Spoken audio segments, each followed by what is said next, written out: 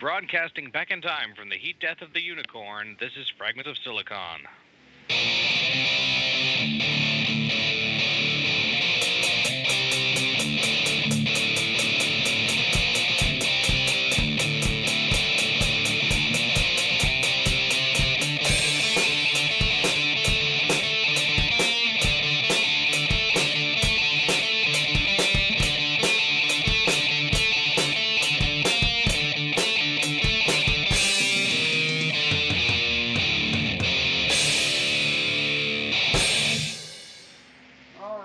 Welcome to, once again, this isn't the first episode of the new season. It is the first Wednesday episode of the new season. Anyway, bit of a programming note before we get started. We were supposed to have a guest today. Our good friend John Pickett of Manga Gamer. Unfortunately, he will not be able to join us this week because due to a last-minute medical emergency in the family. It's happened before. Can't exactly remember the last time that happened, but it's definitely happened more than once. So it's been rescheduled. That interview will be taking place June 5th. Granted, it's probably going to be a different interview because, when we have John on the show, we usually talk about the latest and upcoming, releases of Manga Gamer. But he did want me to pass along the fact that Manga Gamer's latest visual novel, I'm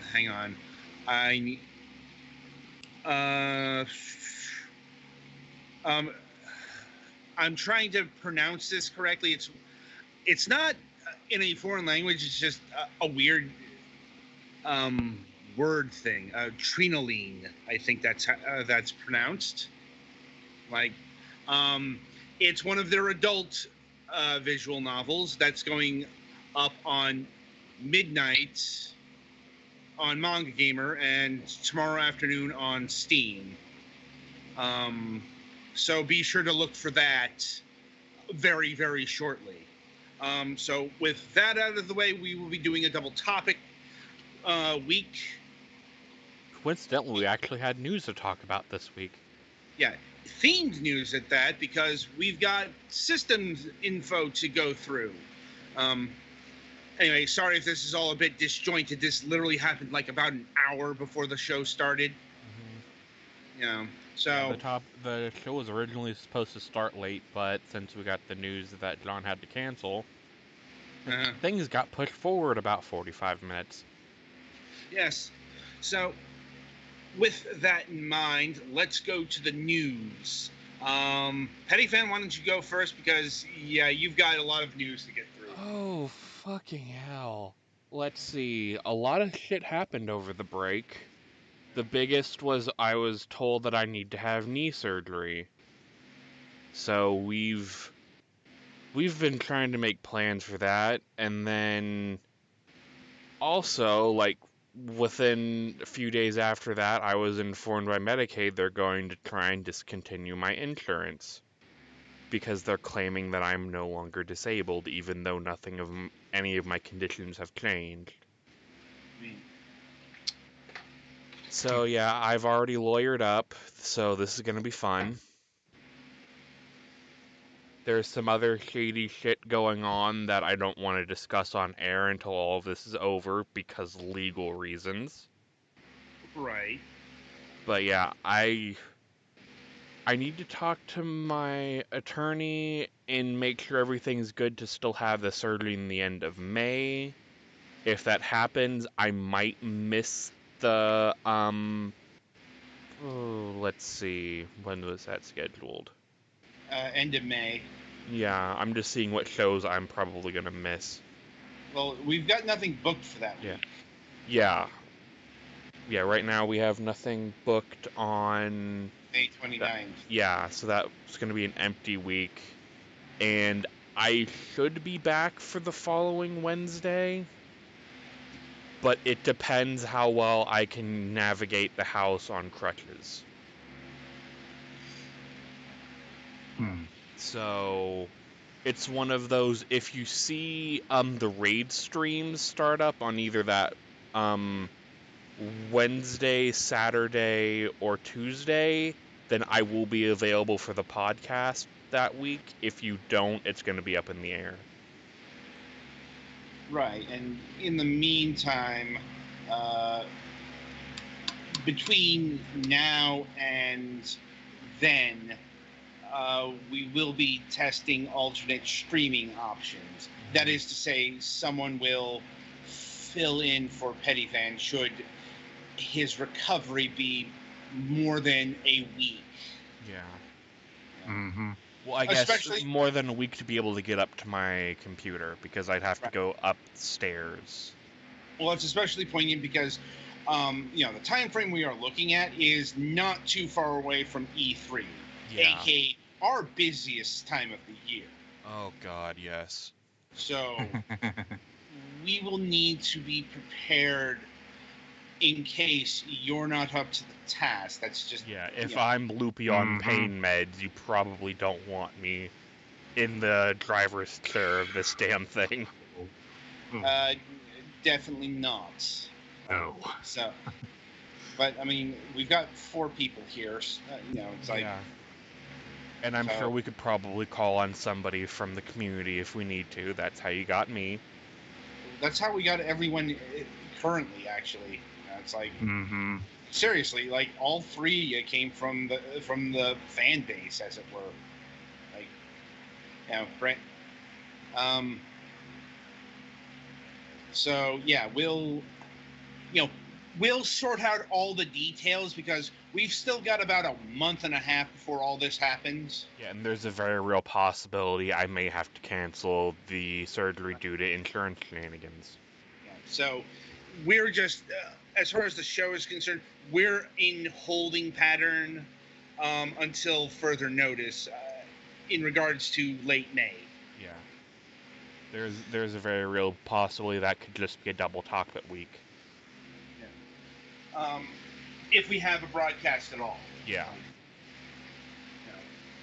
Meantime, now that I have a good computer, I'm going to see if I can figure out how to possibly stream stuff if Pettyfan can't. Theoretically, everything that I use except for the music should back up. So it's literally, you could just have to sign into OBS, and all the assets should be there waiting for you. I'm sure you'll be able to walk them through that. Yeah, I'll just need to find some time when I'm not dealing with lawyers. Yeah, and thinking, it's like, or probably be best to have both Twilight and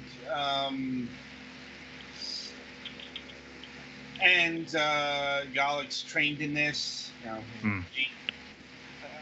Especially since I'm trying, E3 is another thing altogether because, it's like E3 timing.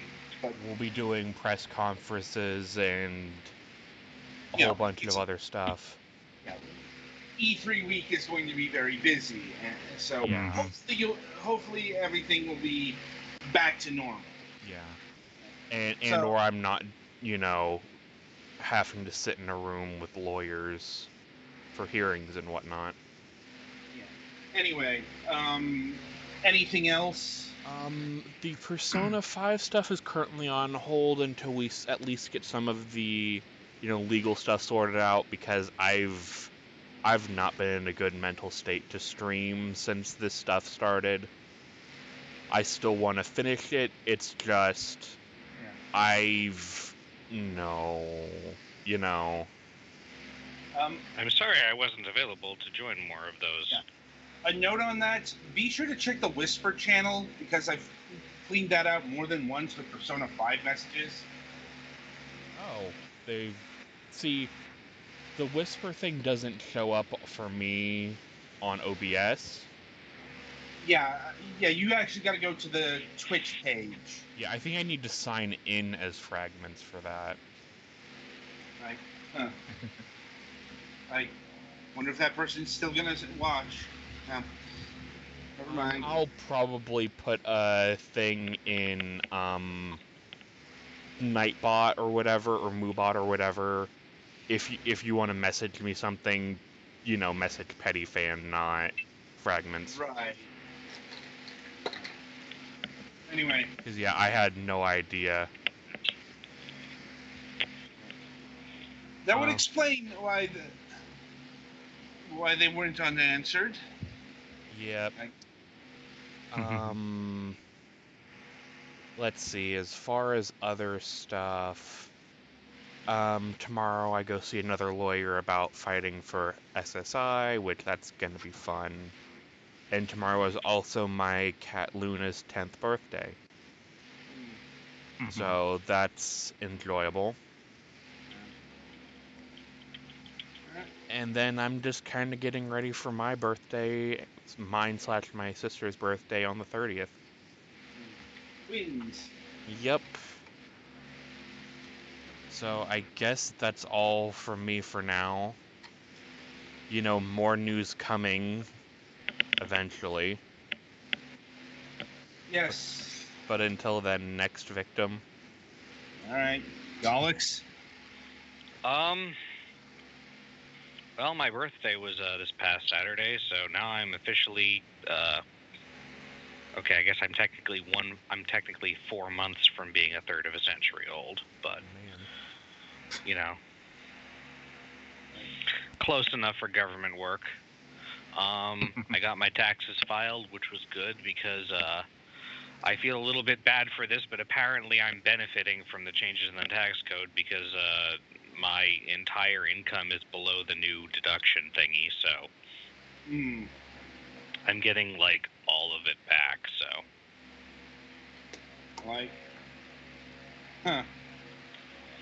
But anyway, so that'll be nice. It'll help me make up for some of the money that I put into my computer and/or help pay for the con that I'm going to in June, late June. We're doing our big family spring birthdays thing this coming weekend on actual April or Easter, so that'll be interesting. We started a new campaign in our Pathfinder campaign. We didn't finish the old one, but one of the players had something they wanted to run. So we'll do that some weeks when the DM wants a break. So that'll be fun. It's a weird piratey campaign thing, so that should be interesting. And I'm playing a Monkey Man Gunslinger because that's a thing you can do in Pathfinder.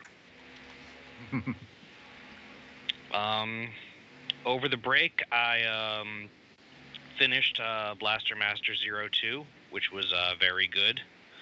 Into Creates continues being good at stuff. And I played some of OMG Zombies obviously for the review we just did, and this week I'm going to work on playing some Viporum. And I was hoping I'd be able to say that it was fun to play as Joker, but guess what? In Smash Brothers, but guess what? The servers freaking crashed because everybody wanted Joker the first minute. Nintendo needs to download more RAM.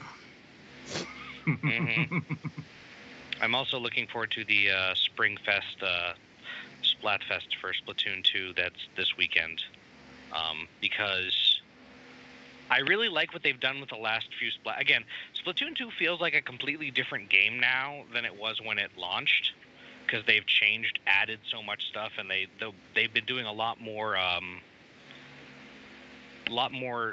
cosmetic changes to the public area of the game for Splatfests, and also giving out more free gear other than just the Splatfest shirt, and you get to actually keep the other free gear they give out, which I think is really cool. So that's one thing I didn't like about the original Splatoon. You didn't really get to keep the Splatfest shirt. Yeah, you still don't, and I'm thinking they're planning for the next one. They might make it so that, at the very least, it's standard that they come with like shoes and a hat that you actually get to keep if you want, in addition to the shirt. Like the license stuff they kind of did for at least one. It would be kind of hard to keep that in the game. Yeah, I think the reason for the shirts is because all of the shirts literally take up the same item slot, and they just change the graphics. But yeah, other than that, not a whole lot going on. I guess that's more than usual, at least. So, yeah, hopefully Joker will download so I can, talk about that at some point. Right. So moving forward, Twilight, you're up. All right. Well, most of the break was we were doing some landscaping with our yard, planting some new flowers, and we've had to cut the grass twice thanks to rain. And thankfully there were no mudslides. Yeah, it was a whole lot of rain anyway. This year we're going to attempt to work on our garden again. That's across the road from us. Last year we didn't bother with it. And the year before last, we had nothing but trouble from the deer around here. Hopefully that works out. It won't be a waste of money. Let's see what else. The old road I usually travel on to go to work has still not been cleared out yet from the previous mudslide. I think at this point they should be able to get cleared out, but yeah, the highway ain't too. The 4 lane ain't too bad, but I don't like dealing with all the crazy people on it.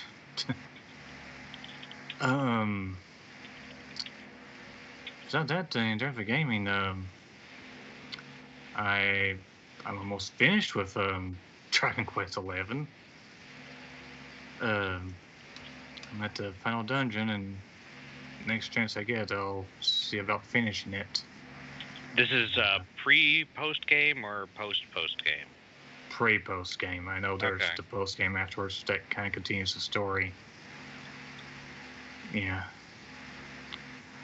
Yeah, the in-game bosses are, they're nuts.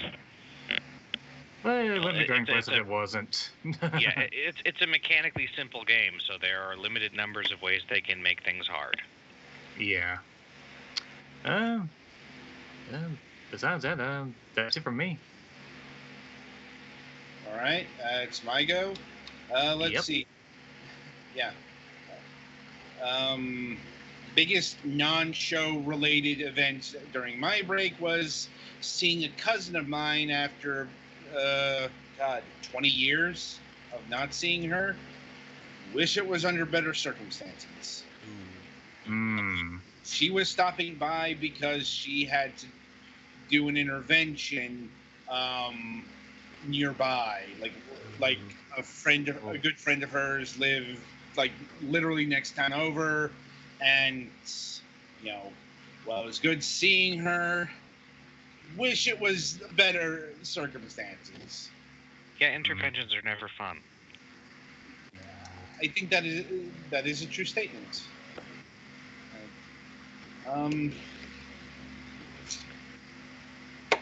Let's see. I'm trying to think of anything else newsworthy. Not really. Which is fine enough since I like my breaks quiet. Oh, actually, I forgot. I do have one other thing. It's just a small, unrelated thing. Is that an internet friend that I'd lost contact with a couple of years ago popped up again recently, and that was nice. Oh, man. Point him towards the show. Cough, cough. I'm like, don't need more people. Well, the reason I know just to watch it. He means. I know. The reason I reminded me is because you were talking about someone doing an intervention, and the reason he left was basically because his family situation was untenable. But that seems to have gotten better. That's good. But yeah. Anyway, so we're all back. We've had adventures. Some more extreme than others. Yeah. Some I could live without for the rest of my life. Right. Anyway, usually this is where we move to the interview portion, but as mentioned at the top, we have no interview to do, so we are talking about systems. First up, we are talking about the Xbox One S All Digital Edition. Or Patty, as some people have pointed out, it abbreviates to the Xbox One SAD. well, Yep. more Sade, or SAD edition. Yeah.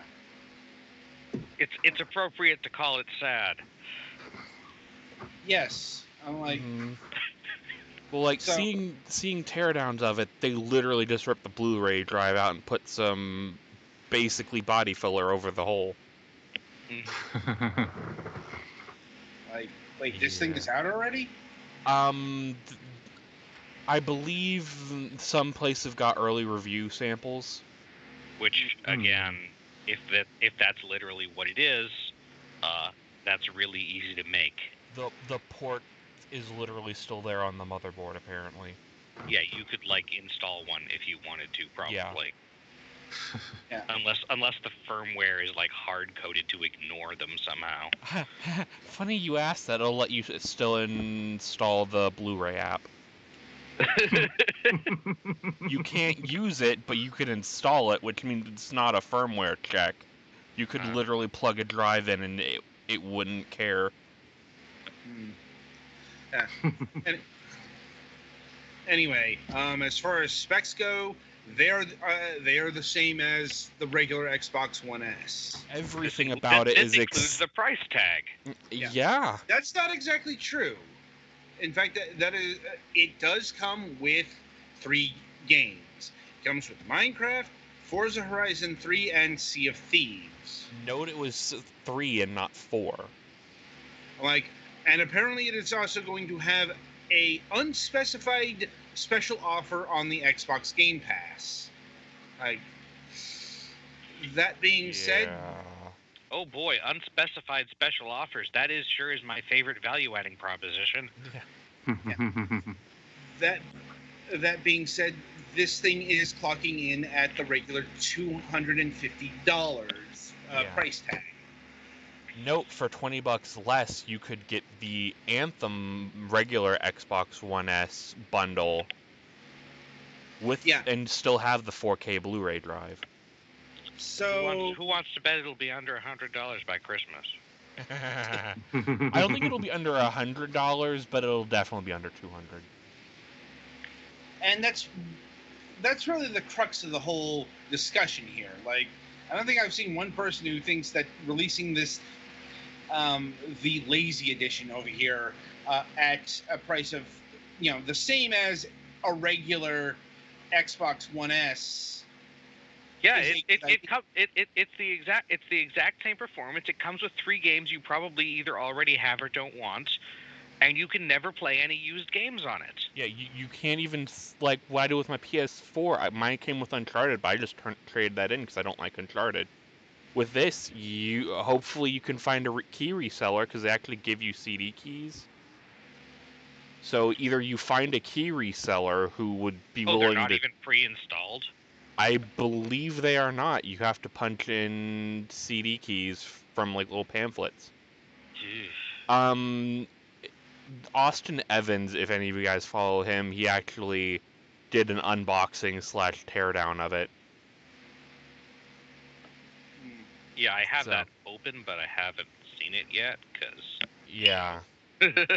And it's it would be one thing if they either A, redid the body to make it smaller, because it's literally the same chassis, they just pulled the 4K Blu-ray drive out, put a blanking plate over the slot, and then basically just put a new cover over it that didn't have the slot for the Blu-ray drive. Even the eject mechanism is still technically there. That's how janky this is. Right. So comparisons to the PSP Go have been made, and they are valid. Kind of, but at least the PSP Go made a new housing, they added Bluetooth support, and gave you a better screen.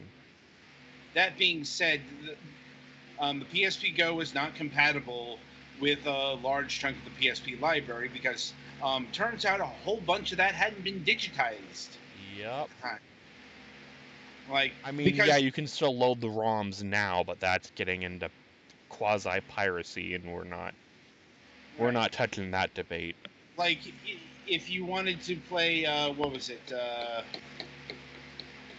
What was the Final Fantasy Crisis Core?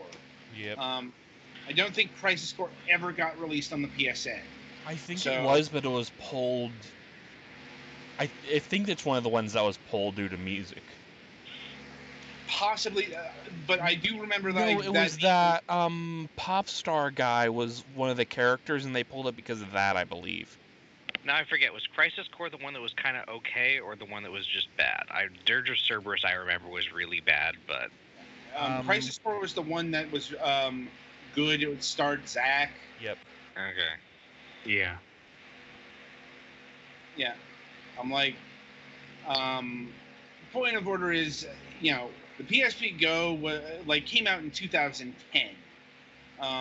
When the library of the system in question wasn't all there. That's not an issue with the Xbox One, as far as I know. Like, There I think, have been some games that have been delisted from the store that are unattainable now.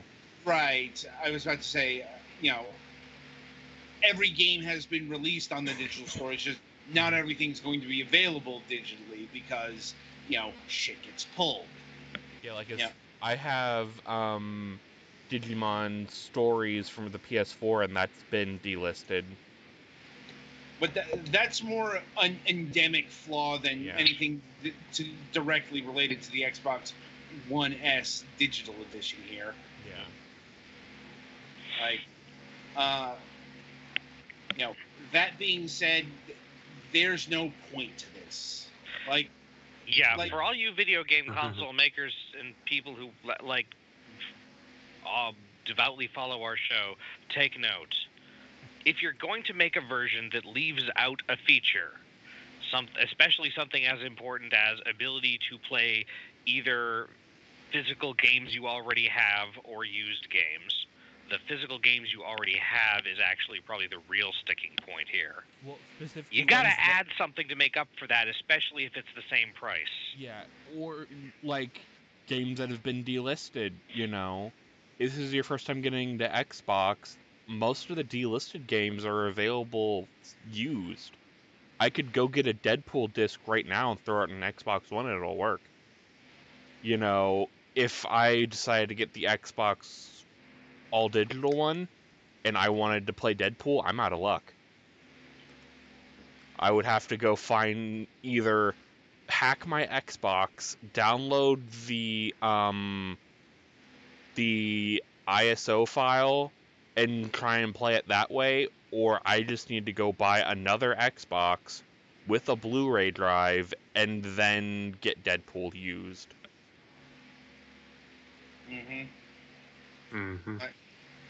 Really, this machine should have clocked in at $200, or they should have maybe $170. if they Like, wanted Yeah, to that's leave. the other choice. Is otherwise make it much cheaper, and also even then, it's better if you add at least a little something. Like, they Well, you could can have say just they added another hard drive to it. If they wanted to just leave the SATA port there, just give us another hard drive, I mean, I will note that they did add 3 games with the purchase of this, so... Yeah, but they're games, again, that either you already have or you don't want. I mean, if they were going to aim this at, people new... Oh, yeah. It's like, that's why they should have priced this lower. Like, if you want people getting in, on this... Yeah, if you're already in the Xbox ecosystem, you have no need to get this. Because if I'm recalling correctly, I think they did this with the Xbox 360. They had a cheaper all-digital version of the Xbox 360 that worked really well as a quasi-cable box. I think they trashed that. I know. I don't think that actually came to fruition. I'm just like... As it is, this is kind of like the opposite of the Wii Mini, but just as pointless. Yeah. Like, about as shitty though. Like,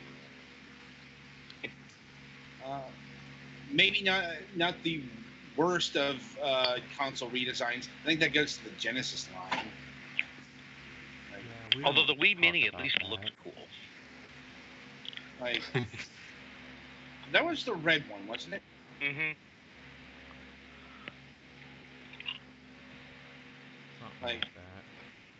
Yeah, that was only released in. Was that the one that was only released in Canada? No, I saw some in. Well, I'm practically in Canada, so I don't know. But I saw some in the wild. I might be thinking of another Wii version. Like, I know there were like. It's the one that had no internet connection. Anyway, getting back to the Xbox One S, all digital edition. Yeah, pointless is the only word that really comes to mind. Yep. It is, I guess, if you want, to start with a games collection of sorts, you could go with this. But otherwise, I'm like, nope, not seeing the purpose here. Yeah. Right. So with that out of the way, Petty Fan, play the transition music.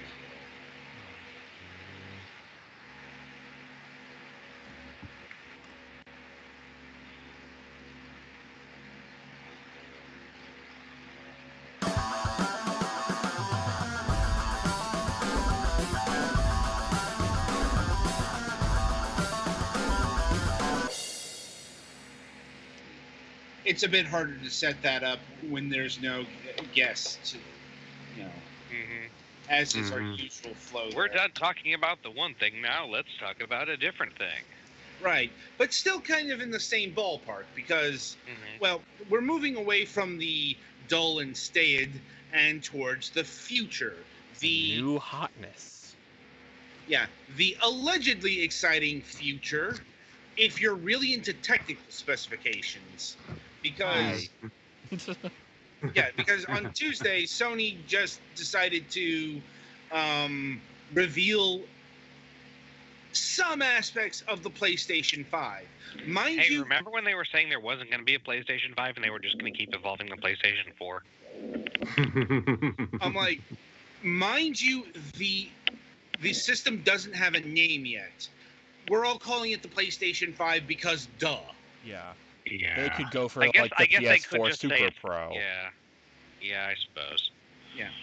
I'm like, maybe, but, it's like, assuming that this thing is going to be called the PlayStation 5 is very sensible because Sony is very uncreative. With it, I mean, they've named everything PlayStation 4 2 just to piss everyone off.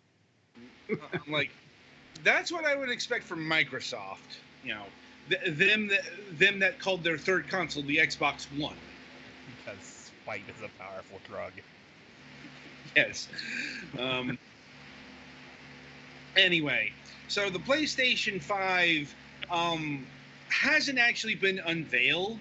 Like, nobody's actually seen it. Like, even in the article, like, all of the actual console stuff, the dev kit, everything was literally covered up. Like, they used big silver towers to make sure that nothing got captured, whether by photography or in the mind's eye.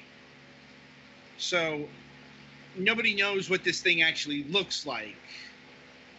But we got a lot, it's like we got a lot of substantial details with the PlayStation 5. A lot of it is expected. It is going to be more powerful than the PlayStation 4. In fact, I was hoping they'd go for the rare new generation, less technologically advanced than the old one gambit. They're not Nintendo. I was about to say that. God damn it. Ones for experimenting. Yeah. Anyway, more to the point, we've got the deep specifications on this. Like, they've revealed some like not the entire. We don't know how many megahertz or gigahertz, I should say. Yep. The chipset's running and shit like that, but we do know a lot. Yeah. All right. In fact, I've got the paragraph here. The PlayStation Next Generation console will have an AMD chip powering the device. Specifically the Zen 2, which is allegedly releasing this year for Yes. consumers. 7 nanometer Zen 2. Like that's the CPU. The GPU is a custom variant of the Radeon Navi family. Again, What does that's, I 7 believe, nanometer mean? That is how thin the chip is. No, Okay, that so is it's how not like- thin the parts inside the chip are.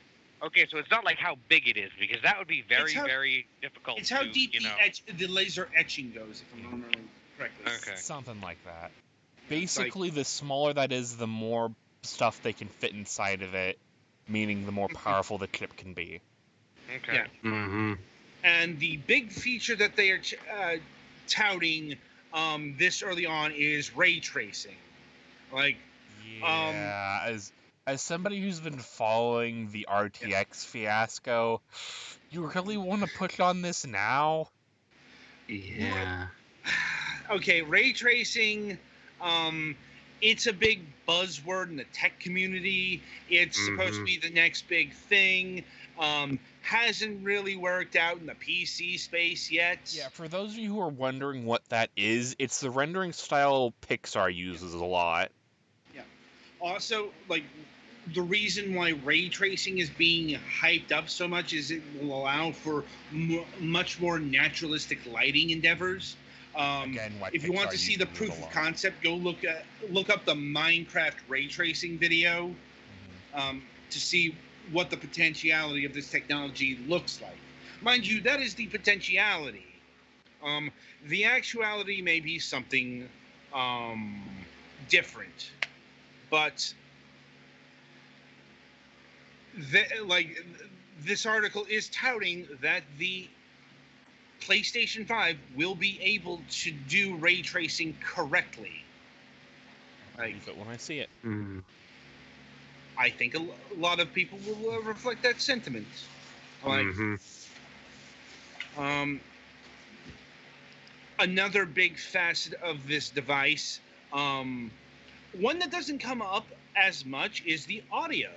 I'm like, usually when we're talking about new systems, obviously graphics are going to be up in the forefront, but this article brings up audio because by Mark Cerny's own admission, the PlayStation audio hasn't changed much in a few generations. Yeah, most console manufacturers expect you to deal with the audio third party, whether it's getting a special stereo headset, surround box, or what have you.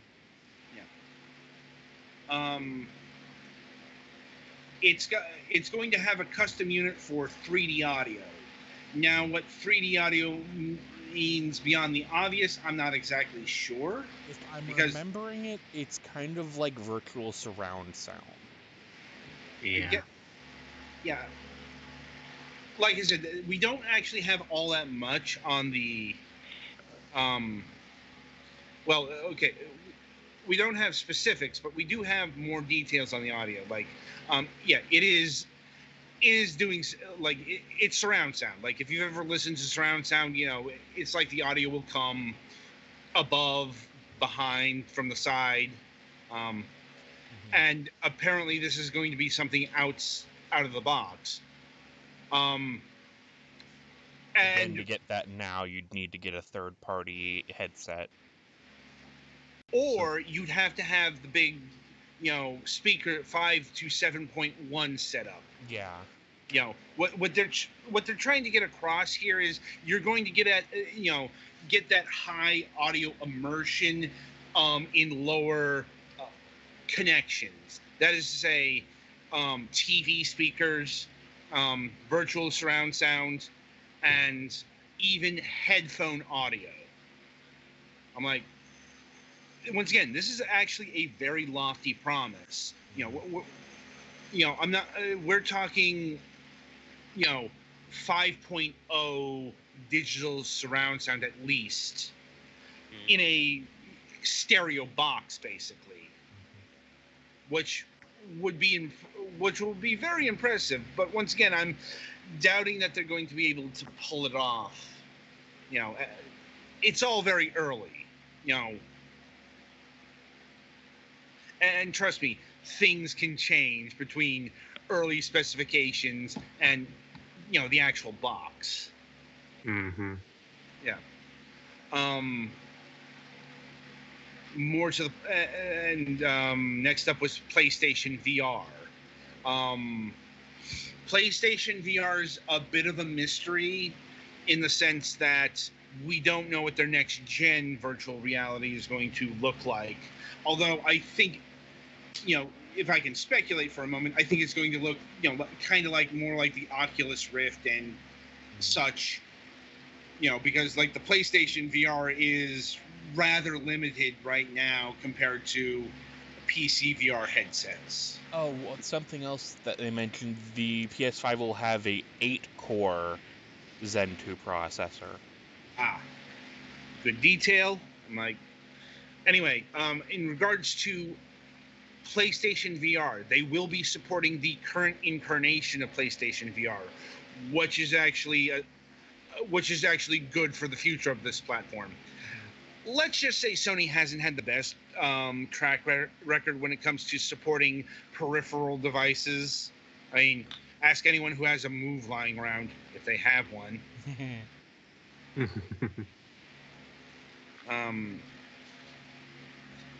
Yeah, so there's a lot. There's a lot of horsepower, a lot of technical specifications going on here. Something that I haven't seen mentioned is media. Will it be digital only? Will we No, still be using Blu-ray discs? that has been mentioned. It has. They will be using physical media. Hooray! I'm like, and they will have backwards compatibility day one. Yeah, Like, that one I noticed, and like people are like, why couldn't the PS4 and PS3 be backwards compatible? Because because we actually have the answer to this.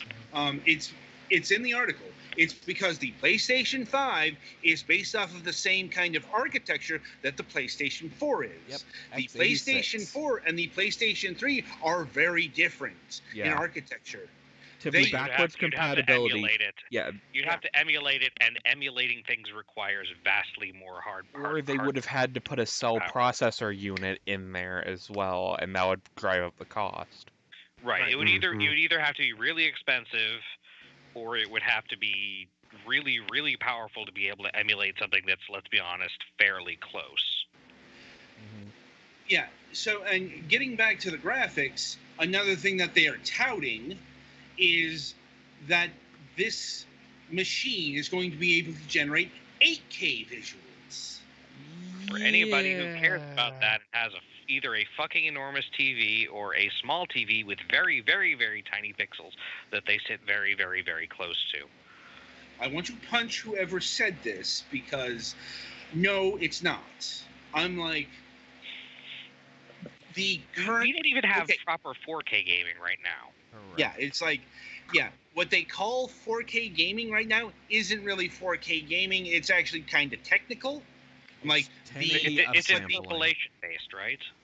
Yes. Yeah, but the PlayStation 4 Pro can actually generate true 4K game visuals. I think it can do 4K like streaming content. Yeah, the PS4 Slim and the PS4 Pro can do 4K content from Netflix, or actually no, it's just Netflix, because the Blu-ray drive in either one isn't a 4K drive; it's just a regular 1080p drive. And that's the thing. A big reason why 4K gaming isn't really a thing yet is because not a lot is being developed in 4K.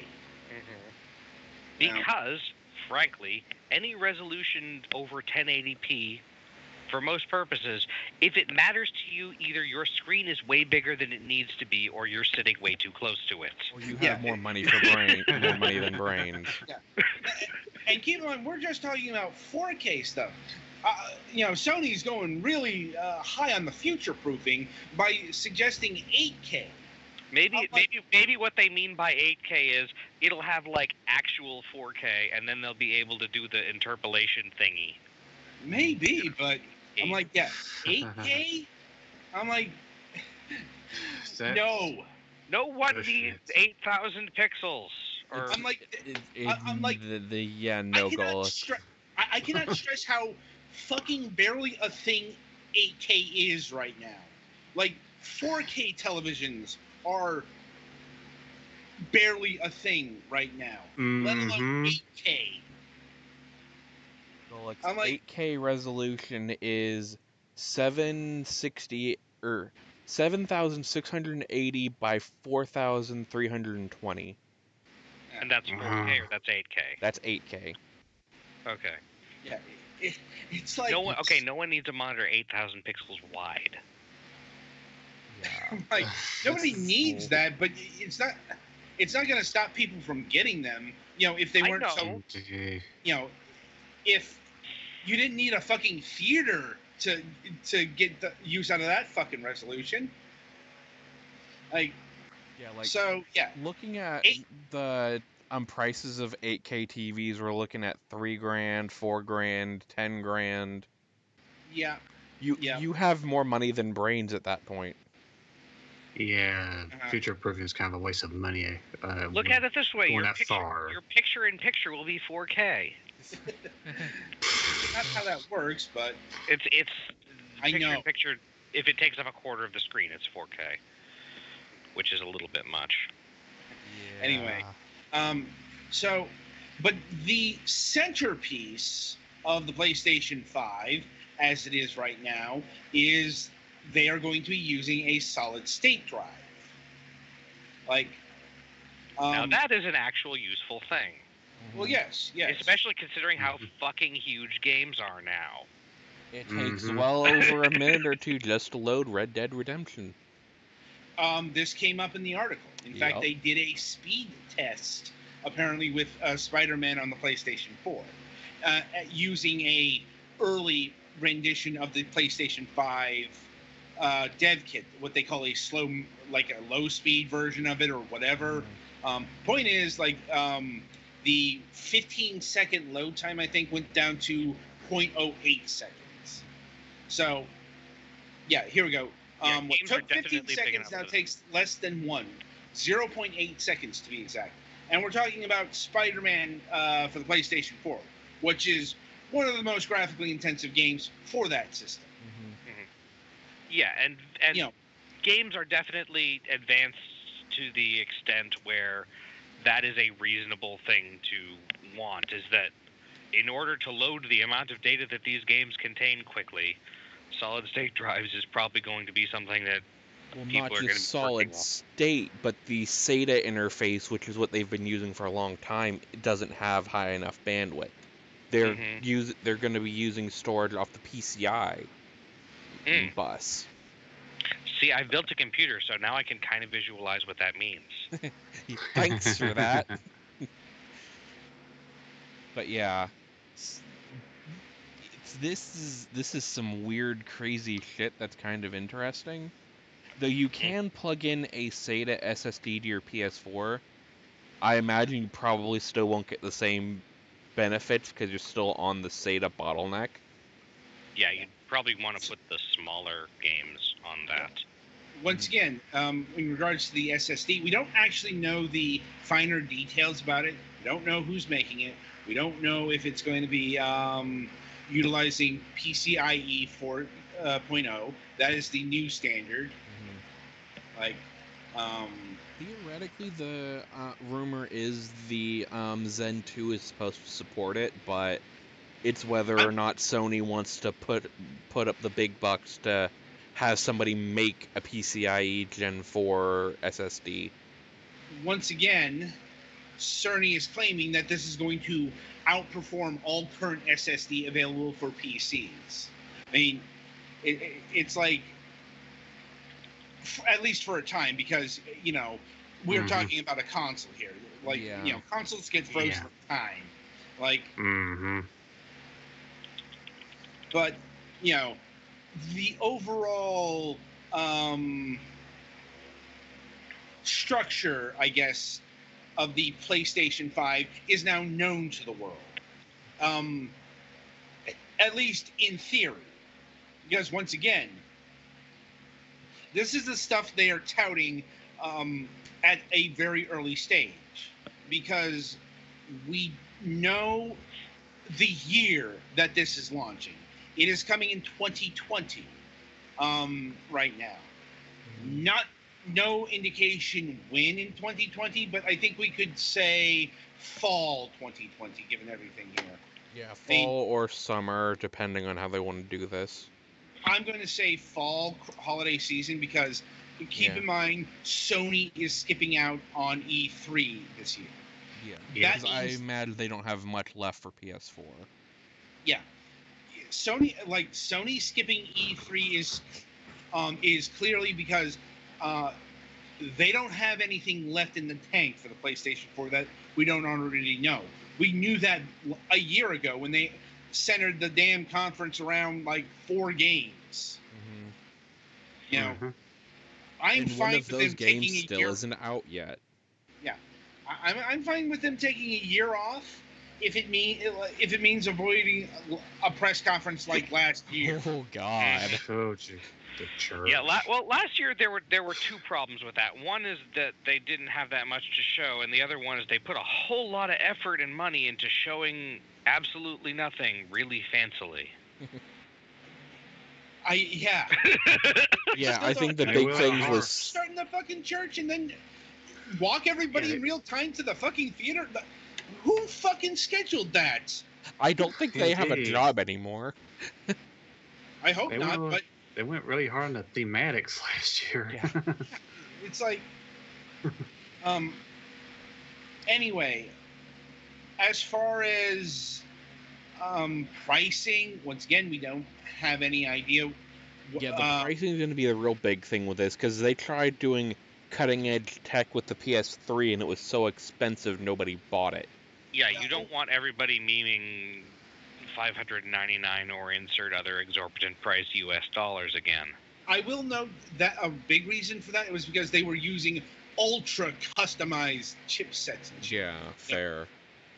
Yeah. It's like, keep in mind, they are using off-the-shelf tech. So, you're not going to have a $600 situation, if only because, they're not using this really expensive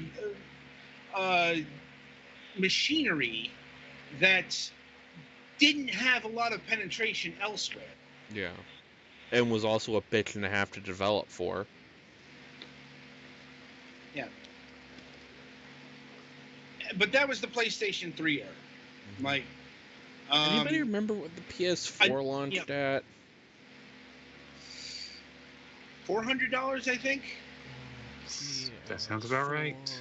I'm like, it was considered to be a reasonable price. I do remember that. Mm-hmm. And yeah, if it's a really high-powered system, it's reasonable to have it be fairly high, but you don't want it to be... Yeah. Like, The no, PS4 you don't was launch $400 at launch. Yep. Like, I know inflation is a thing, but, the world has shown you don't launch your fucking game console the same price as the fucking 3DO. Or, Also, especially when you then have extremely expensive games to actually play on it. Because if you're getting a PlayStation 5 or whatever it ends up being called, and then you well, I sure would love to play that new Uncharted 7 or whatever.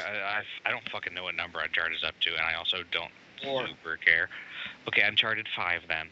But I couldn't afford it, so I guess I'll just go and play these old retro games that absolutely benefit not at all from being on a fucking 8K display. Anyway, so another question mark: cloud gaming. I'm like, I mean, it already exists on the PS4. Right, but once again, Cerny has said here, and I quote, "We are cloud gaming pioneers, and our vision should become clear as we head towards launch."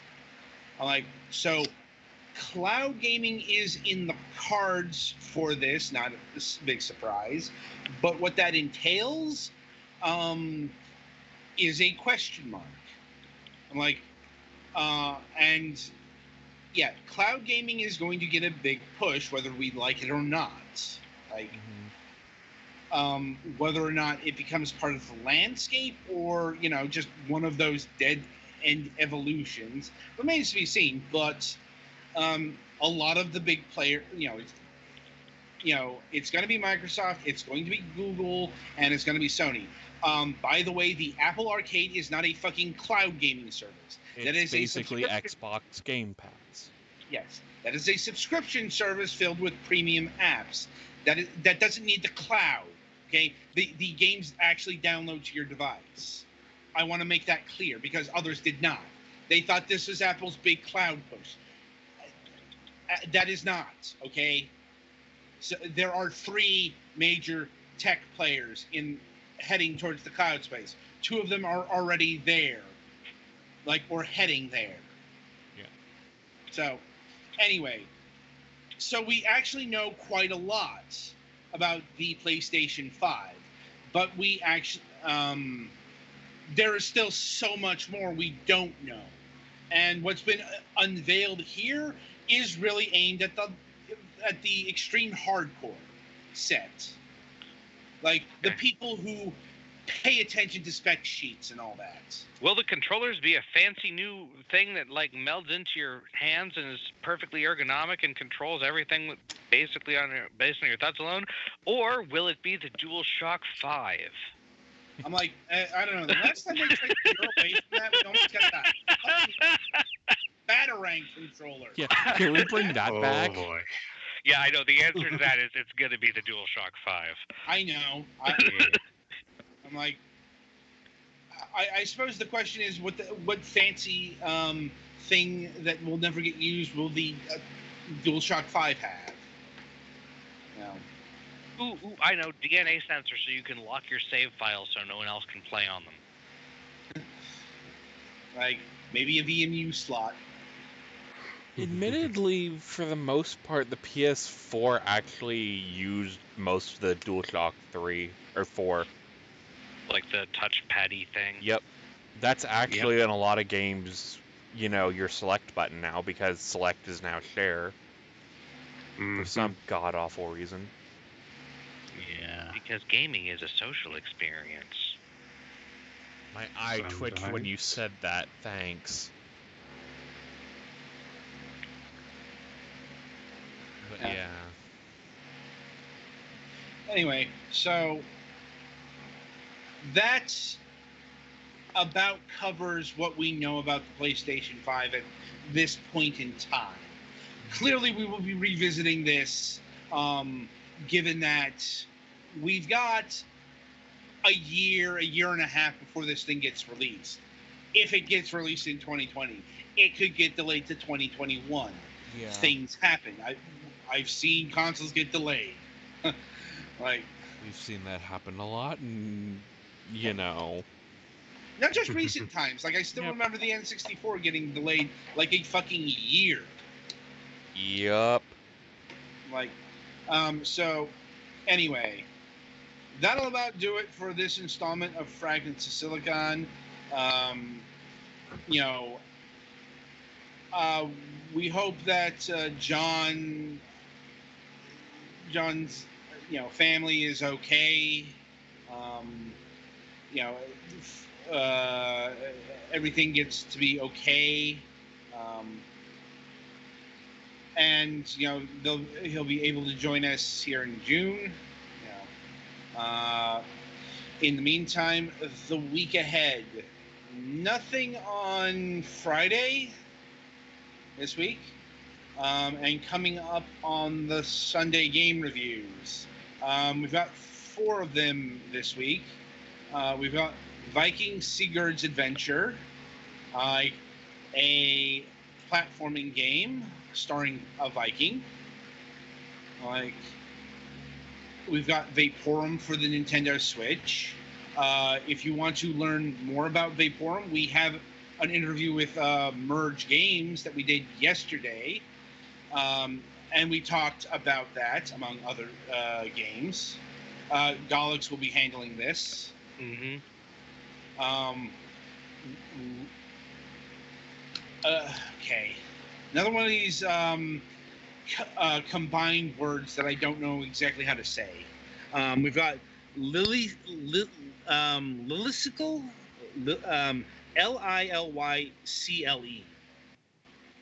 Lyrical? Lyrical? Yeah. I think it's play on lyrical. Maybe. Yeah. Probably. Because it's Lillycycle Rainbow Stage. It's got to be that's got to be a play on lyrical. It's a play on lyrical because this game is a Yuri visual novel. And Yuri means Lily. Yes. So I'm like, it's very colorful. Like, they're not lying about the rainbow stage either. In fact, the rainbow pastel aesthetic is actually so overpowering, it hurts the game. Like, they have the actual text in the pastel colors, and it starts clashing against the black background. I literally can't, have trouble reading some of the sentences. But more on that on Sunday. And we've got a game called Velocity G.